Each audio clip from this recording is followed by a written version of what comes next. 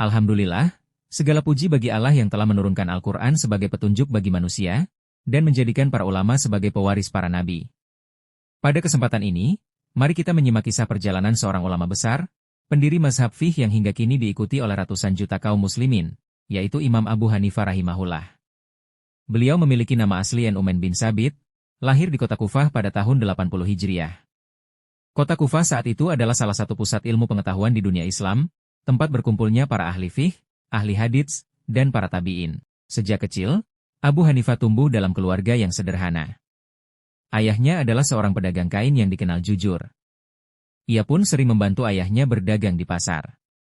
Karena itu, banyak orang mengenalnya sebagai pedagang muda yang amanah, sopan, dan terpercaya.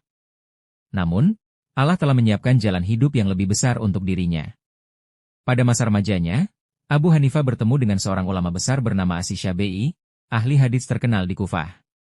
Melihat kecerdasan Abu Hanifah, Asy-Syafi'i menasihatinya, "Wahai pemuda, aku melihat ada cahaya kecerdasan dalam dirimu. Jangan habiskan waktumu hanya di pasar. Hadirilah majelis ilmu, karena engkau diciptakan untuk ilmu yang mulia." Kata-kata itu menancap kuat di hati Abu Hanifah. Sejak saat itulah ia mulai serius menuntut ilmu. Ia menghadiri majelis para ulama, mempelajari Al-Quran, tafsir, hadits, dan terutama ilmu fiqh.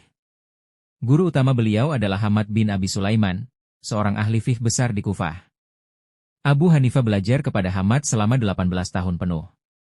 Ia mendengar, mencatat, berdiskusi, bahkan terkadang berdebat untuk menguji kekuatan dalil. Dengan kesabaran itu, ia menjadi murid paling menonjol. Setelah Hamad wafat, para ulama pun sepakat menunjuk Abu Hanifah untuk menggantikan posisi gurunya sebagai pengajar. Dalam majelisnya, Abu Hanifah tidak hanya mengajarkan hafalan. Ia mengajarkan cara berpikir, cara menganalisa hukum, dan membandingkan dalil. Ia menggunakan Al-Quran dan Sunnah sebagai sumber utama, kemudian ijma, qiyas, dan juga istihsan, yaitu memilih hukum terbaik demi kemaslahatan umat. Majelis Abu Hanifah sangat istimewa. Tidak hanya berisi ceramah satu arah, tetapi menjadi tempat diskusi. Para muridnya bebas bertanya, bahkan berbeda pendapat. Seringkali sebuah masalah dibahas berhari-hari hingga mereka menemukan jawaban terbaik. Dari majelis inilah lahir ribuan fatwa yang kemudian dicatat murid-muridnya. Di antara murid-murid besarnya ada Abu Yusuf, yang kelak menjadi Qadi Al-Qudat, Hakim Agung pada masa Harun ar-Rasyid, serta Muhammad Al-Syaibani, yang menulis banyak kitab fiqh dan menyebarkan ajaran Abu Hanifah ke berbagai negeri. Namun perjalanan hidup Abu Hanifah tidaklah mudah. Beliau hidup di masa pemerintahan Bani Umayyah dan Bani Abbasiyah. Kedua dinasti ini sering mencoba menarik ulama ke dalam kekuasaan.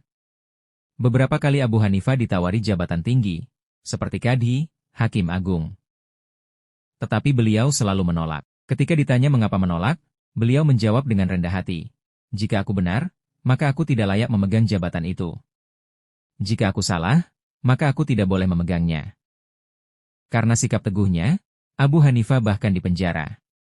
Ada riwayat yang menyebutkan beliau wafat di dalam penjara pada tahun 150 Hijriah, dalam usia 70 tahun.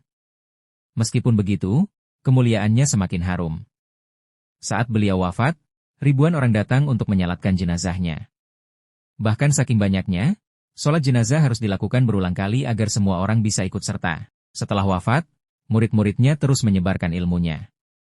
Dari merekalah lahir mazhab Hanafi, mazhab fiqh yang kemudian menjadi salah satu mazhab terbesar di dunia Islam. Mazhab ini diikuti oleh kaum muslimin di Irak, Persia, Asia Tengah, India, Pakistan, Turki, bahkan sebagian besar dunia Islam. Saudaraku, kisah Imam Abu Hanifah memberikan pelajaran berharga.